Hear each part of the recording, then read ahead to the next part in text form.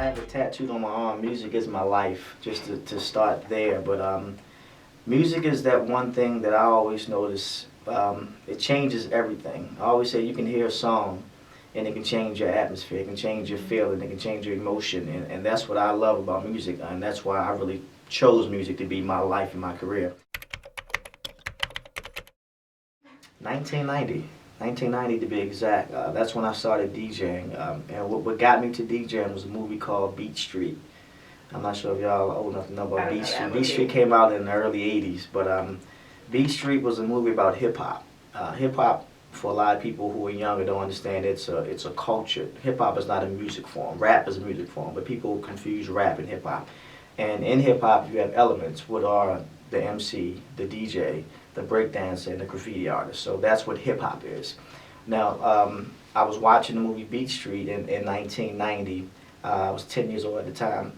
And it was a guy in there who I didn't know exactly what a DJ was at that moment, but I remember him messing with the turntable when he put the needle, this thing right here on the record, and he said it's working. And then he started talking on the mic, and the way he started demanding everybody's attention, and I was like, this is amazing. And I'm a 10-year-old kid at this time. And I'm like, this guy just walked in the room, played a song, said something on the mic, hey, clap. Clap your hands. And then the whole crowd started clapping hands. I'm like, oh my God, I want to be this guy. Seemed like the coolest guy in the world. Right. And this guy just, and when he finished, everybody was just dapping him up like, hey. I'm like, oh my God, this guy is like, this is the coolest job ever. So I remember telling my dad at that moment that I want to be a DJ. And I said, for Christmas, all I want is a set of turntables and a mixer. I don't want any toys. I don't want any clothes, shoes, just that. And that's what I got in 1990. And from that day forth, I've been DJing, every day and every night. Of course, if someone had told me, 23 years ago that I would reach the level of success that I'm at now and won the accolades that I won, locally and abroad and globally, and some of the things that I've done and the monies I've made, I wouldn't have believed it, because at that moment, it was just a hobby. I didn't know that, I was still young, I was a kid, so I didn't know that DJing was something that can actually become a career, and then I could actually live off of it and provide for my family off of it. So, to see where I am, 23 years later, it's a blessing. It's a blessing. Right. It's a thing that I call theater of the mind, because when you walk into a radio station like now, it might be just me here, or me and a board op, or me and a co-host.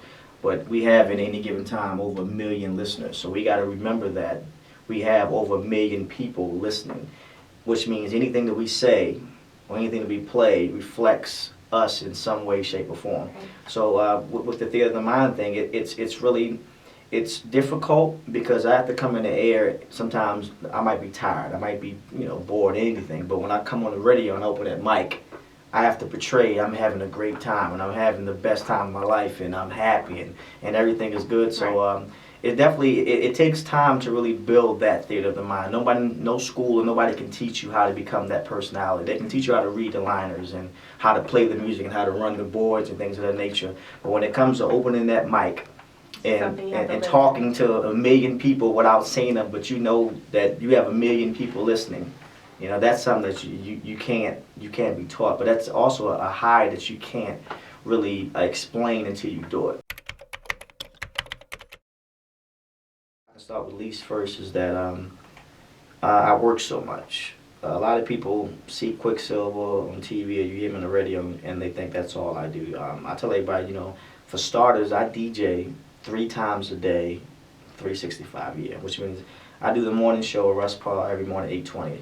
I also mix on 93.9 every night, 6:30, and I also do a club every night of the week. So, and I'm only off when I take off. Like I'm booked up now on my calendar from now already to like October. So by next month I'll be booked up for the rest of the year.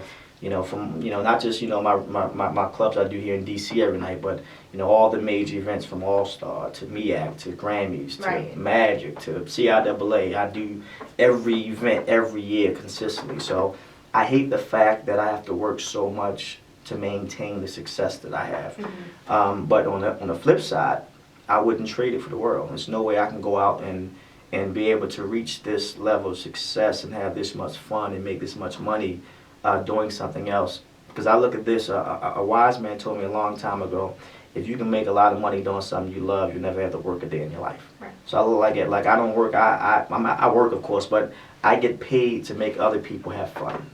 And I get paid to make other people enjoy what I say. And what's better than that? Right, so what's better than that? You know, I wouldn't trade this to have to go punch in some clock and have to work and take a break. Right. So, you know, I'm blessed to be in the position I am because of my career and because of DJing. And also just being able to touch people, not physically, but being able to, you know, like I say, music is an art form. And being able to play a song in a club. And I'm known for being, like, my nickname was the Party Kingpin. And I'm known for being that guy that rocks the mic and DJs at the same time. I'm a personality and a DJ.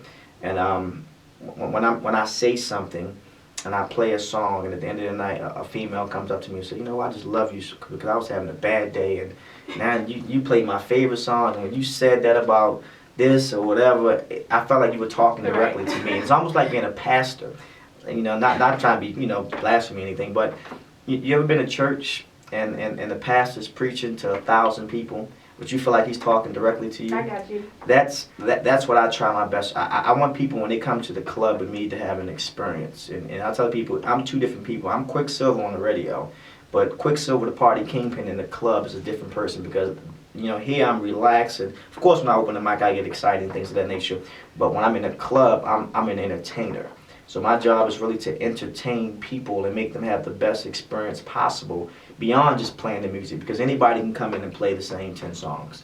But when you're able to play the same 10 songs and add in 3 more and say certain things that go with the record, and I'll say to you, you know what, if you had a long week at work and you're so glad you're off today because your boss got on your nerves and I played your favorite song, and you feel like, oh my God, I had a terrible week at work and my boss got on my nerves, took some money out of my check, so I'll say something, just saying it, not knowing that I'm really talking about you. Right. So when you're able to do that, and then someone comes up to you and they recognizes that, that's I mean, it's a great feeling. Right. It's a great feeling. I know a lot of DJs get caught in what they call doing sets, where they play the same songs the same way night after night. I never. Well, I don't. When I was younger, of course, I would practice every day. But I DJ so much now, I never have time to practice sets or set things up. So my thing is just come naturally. And like what happens is I like to get to the club or radio, you know, maybe a half hour, an hour before the kind of we do what we call show prep. So I'll come into the club and I'll just look at the crowd and I'll see what the DJ before me is playing, and I can kind of read the crowd and say, okay, I see this crowd is more females this age, or this crowd is a bunch of guys who are thugs, or whatever the case may be, or then I can kind of gauge where I'm going to start. And I always figure out that one record to start with, because I always talk. So I always talk before I get on. Hey, welcome, Quicksilva's here, blah, blah, blah. And then I'll say something, and, you know, I might say, you know, any Caribbeans in the house. And if I should get a big response, maybe I'll start with reggae. Or I might say, anybody over 25 in the building, and if I don't get a response, I know don't start with old school. So I mean, so I kind of just feed the crowd. And a lot of people don't understand why I'm doing it. I'm doing it to feed out, because once I play that first song, when I get that response, I now know where I'm going. And that's one of the benefits of being what I call a personality and a DJ. You have people who are just personalities who just talk on the mic. Then you have people who are DJs who just play music. When you have a person like me who are both, I can really, I can take you from here to there. It's hard, but it's not impossible. Like I said, I am married. I have a son, a 5-year-old, and I have a 6-week-old daughter. All three of them, you know, they're my life. They're the reason I work the way I work. And a lot of my family, my grandma always say, boy, you work so much, and you've done this and you've done that. Why do you still work so much? I say, because I work this way so my family never will have to. So I can build a legacy and I can build a foundation financially and physically, that now my wife and my son and my daughter now have a structure that they don't have to work as hard as I work. And to piggyback on that, just a lot of my success I credit to my wife, because she really helps me at home. And she helps me, of course, she runs her own company, I'm Super Gorgeous. She runs her own business, and she runs our foundation. But besides that, I don't think I could be Quicksilva if I didn't have that support system.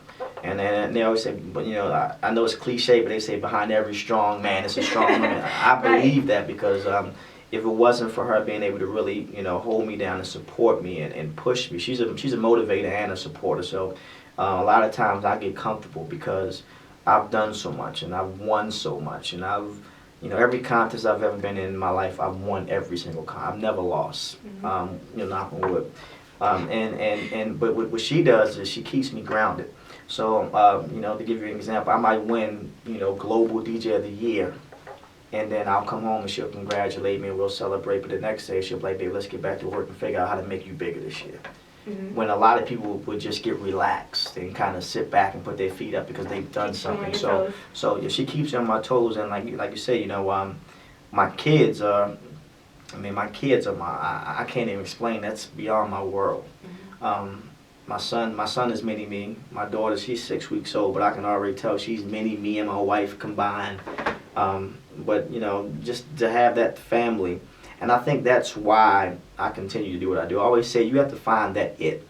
And when I say about the it, you have to find the it that makes you keep going. So when you have days where you're just tired and you don't feel like doing anything, or everybody's getting on your nerves, you remember that it, and that it keeps you motivated. And my it is my family, my wife and my kids. And I know that if I do something wrong, I'm letting down my family. Or if when I have success, it's for my family. And when you have that mindset, and you think that way, it makes you work harder, and it also makes you work smarter, make better decisions on what to do and what not to do, and how to really map out things so it makes sense. And like you say, it's definitely hard because there are times where I don't get to see my family as much as I want to, and like sometimes I'm gone for a week at a time, or a couple of days at a time, or it might be a month like this February where I got All-Star, CIAA, MEAC, and Grammy back to back, so I'm gone almost all month. But I try to, of course, we still talk every single day. We might Skype each other or FaceTime each other, but